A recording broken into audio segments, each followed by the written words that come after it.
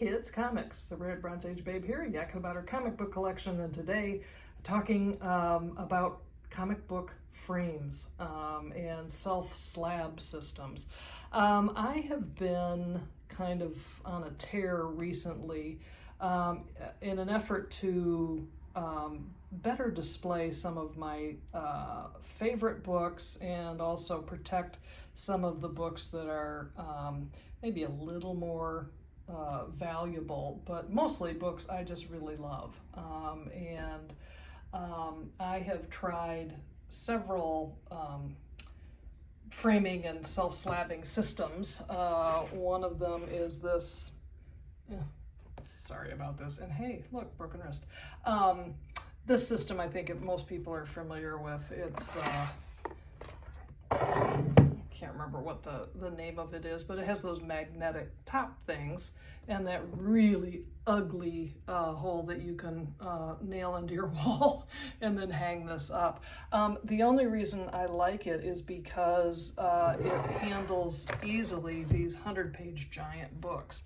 And this is one of my favorite parts of my romance collection, Love Stories. It's 100-page, super spectacular, and it's one of those scarce books. So look, I bought it for a whole $100 back in November of 2020. But it has that wonderful wraparound cover. So I was on the hunt, and I also have a couple more romance books that I wanted to slab as well as, and not send them to CGC, as well as looking for something to better display this showcase number 9, the first appearance of a Lois Lane comic book. It was a gift to me from Man Cave Comics a few years back, and he sent me this book in this condition. He took it out of the slab, which I'm so grateful for. And it's a 3.0 restored book. And I love it, and I like seeing it up on my wall. I'm just wondering if there's a better way for me to display it rather than in this top loader. So I went in search of other systems, and I came across Crafty Comics. I mentioned them a couple weeks ago. This is a Crafty Comics framing system that handles modern age books, and that's a Neal Adams signed variant cover.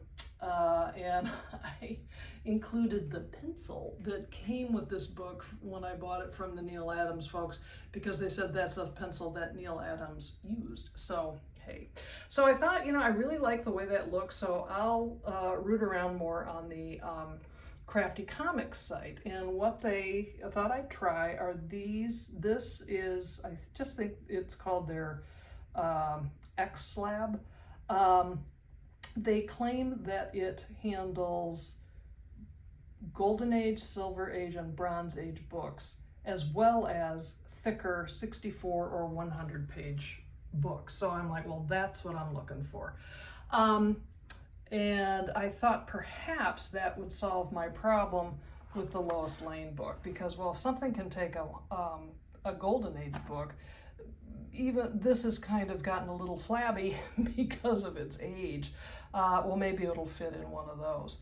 Sadly, it does not. So I don't know how they say that this stuff fits Golden Age books, but they don't. Now, the good news about Crafty Comics is that they give you a system wherein you can safely self-slab 64 or 100-page giants. And the way they do it is that they give you these internal frames, and you can just add another one onto it, and it safely has that book. Now, I was going to do that with this 100-page book, but after staring at the 100-page book incessantly for the last 2 weeks, I'm like, chances are I really don't want to display that. So it'll stay in that.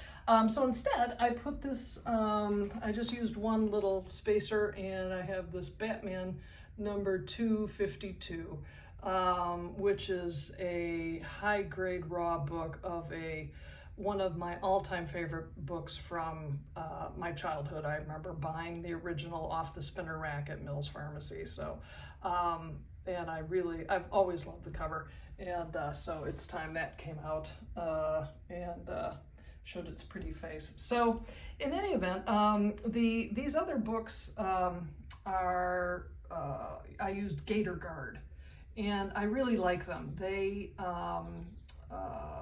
handle Silver and Bronze Age books beautifully. Plus they give you the option of having nifty little colored screws to, dress it up a little bit. Now, unlike Crafty Comics, they do etch their company name in the bottom of the frame. So if it doesn't bother me, but I know for some it's not optimal. So I like the Crafty Comics option. It's very clean, it's really sharp looking, and they give you this lovely little easel. Now, I will show you, I'm having a little trouble putting the second easel together, but I'm gonna blame it on my broken wrist. But it's, I highly recommend them if you've got like a 64-page book like that you're looking to display really cleanly. Crafty Comics made it happen. So, but listen, I'm a fan of Gator Guard as well, and even this has its place in my collection. So I'm probably not unlike any other comic collector who has a variety of cases and slabs for a variety of different uses. But so that's my review. Thank you so much for stopping by, and I'll see you next time.